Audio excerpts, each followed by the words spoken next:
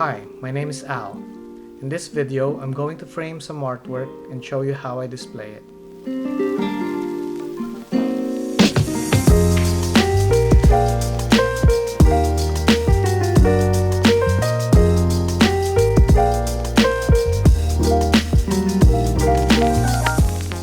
A picture frame has several components, and these can affect how you want your artwork displayed. First, we have the frame, which could be made of plastic, wood, or metal. Then we have the glazing, which is usually made of glass. Next, we have the picture mat, which accentuates the art. And the artwork will be sandwiched between the picture mat and the back mat.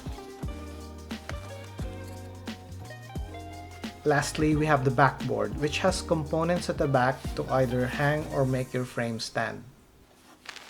Step 1. Measure the artwork that you need to frame.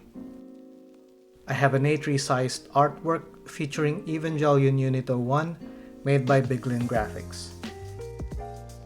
It has a nice blueprint design which I think would look good with my Robodo Evangelion Unit 01. I also have a 20 by 20 cm art print of Gigi from Kiki's Delivery Service. I purchased these printed copies from MCM Comic Con London in May this year, but I think you can also find them on Etsy.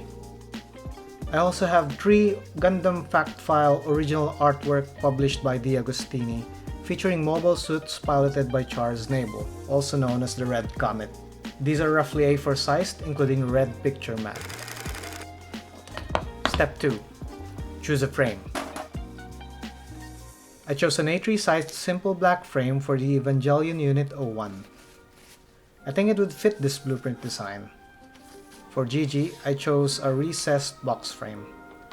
I got the artwork with a picture mat already, so it should frame Gigi nicely inside. For the Gundam Artworks, I chose simple black A4 frames. I'm going for black frames to maintain a simple color palette in the house. I originally wanted thicker frames, but these would do for now. Step 3. Test fit the artwork. The Evangelion artwork fits perfectly and I didn't have to change anything. It has a thin white border, which I think is okay. Gigi would not be as straightforward. When I tried fitting it along with the mats, it's a bit too big and I would need to cut it. The same goes for the Charles Nabel mobile suits.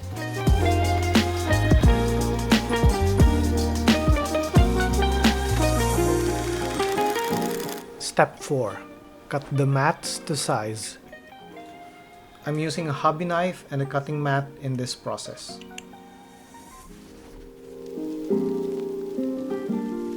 Use a flat and even surface to ensure the cut is straight. Measure the borders to know how much you need to cut. I'll be using the backboard as guide for this.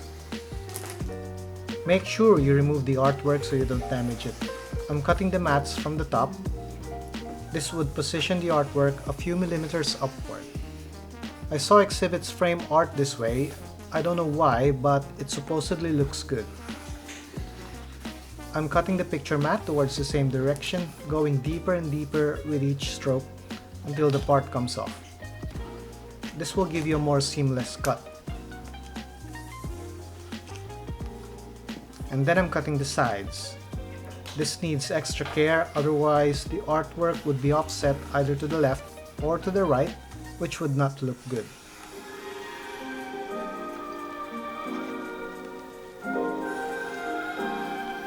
I had to do it 3 more times with the Mobile Suit Gundam Artworks.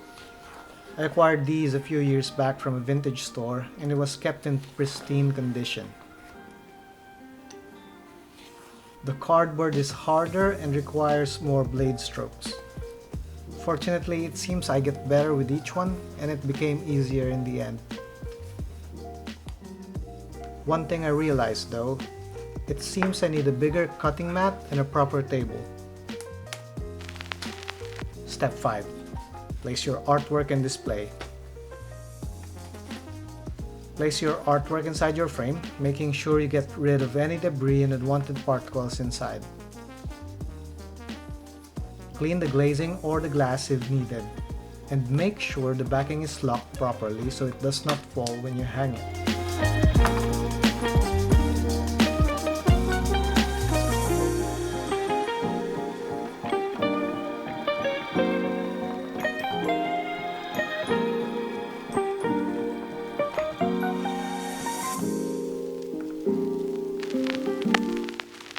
Choose a good spot to hang or display your art. It could either be leaned or hanged on the wall. When leaning artwork against the wall, you can make layers. Find a good spot on the wall where you want your art to be seen. You can also get a bit more creative and make an art wall. Displaying artwork in your house is a good way to add character to a rather empty space. Choosing your frames well and sticking to a specific theme or color scheme makes a space look elegant even with affordable materials. If you enjoyed this video, please hit like and subscribe. I'll see you on the next one.